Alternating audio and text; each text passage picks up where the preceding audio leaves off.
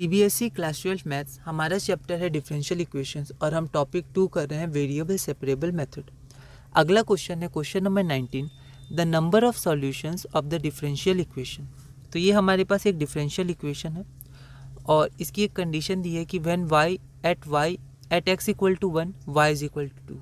ठीक है, तो y1 मतलब x इक्वल टू 1 पे y की वैल्यू 2 है। तो इस डिफरेंशियल इक्वेशन का नंबर ऑफ सॉल्यूशंस कितना होगा। यह क्वेश्चन सीबीएसई 2023 में 1 मार्क का आया था। एक बार आप इसे ट्राई करिए, फिर हम आगे बढ़ते हैं।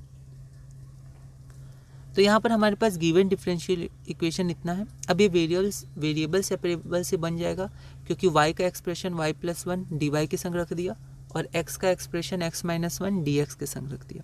अब इसको इंटीग्रेट करेंगे, तो जब इंटीग्रेट करेंगे तो log हो जाएगा, तो log y+1 is equal to log x-1 plus constant. ठीक है, अब जब भी लॉग के टर्म्स आते हैं तो कांस्टेंट भी हम लोग लॉग के टर्म में लेते हैं। ठीक है, फिर हम लोग प्रॉपर्टी लगा सकते हैं। अब क्वेश्चन उठता है क्या लें, प्लस लॉग कॉन्स्ट, क्योंकि लॉग ऑफ कांस्टेंट ही होगा, प्लस लॉग सी लें कि माइनस लॉग सी लें। अगर प्लस लॉग सी हम लोग लेते हैं तो प्लस लॉग सी लेने से यहाँ पर हम लोग देख सकते हैं ये इंटू हो जाएगा और ये y+1 है, तो log और log कैंसिल मत करिएगा, तो y+1 equal to c into x-1 आ जाएगा। तो कांस्टेंट की वैल्यू हमें पता करनी है। जब भी ऐसी कंडीशन दी जाए तो आप कांस्टेंट की वैल्यू पता करिएगा, है ना। तो यहाँ कांस्टेंट की वैल्यू आ गई y+1 डिवाइडेड बाई x-1।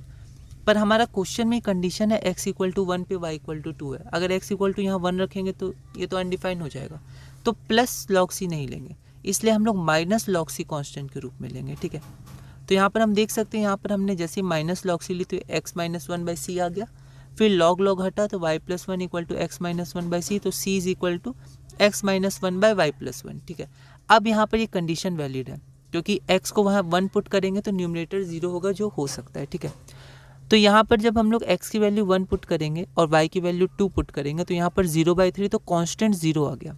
ठीक है, तो अगर कांस्टेंट यहाँ पर 0 आ गया तो यहाँ पर जो हमारी रिक्वायर्ड सॉल्यूशन होगा वो सिर्फ एक ही होगा, ये वाला। ठीक है, क्योंकि इसकी वजह से 0 हो रहा है।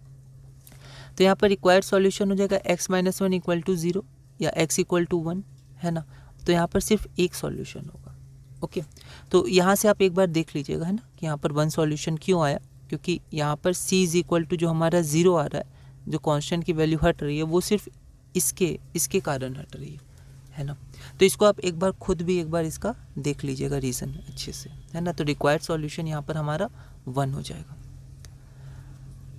अगला क्वेश्चन है question number 20, find the general solution of the differential equation. तो ये हमारे पास डिफरेंशियल इक्वेशन है, हमें जनरल सॉल्यूशन निकालना है, मतलब इसकी आर्बिट्ररी कांस्टेंट आएंगे इसमें। यह ऑल इंडिया 2019 में 2 मार्क्स का क्वेश्चन था। एक बार आप इसे ट्राई करिएगा, फिर हम लोग अगली वीडियो में इसे सॉल्व करेंगे।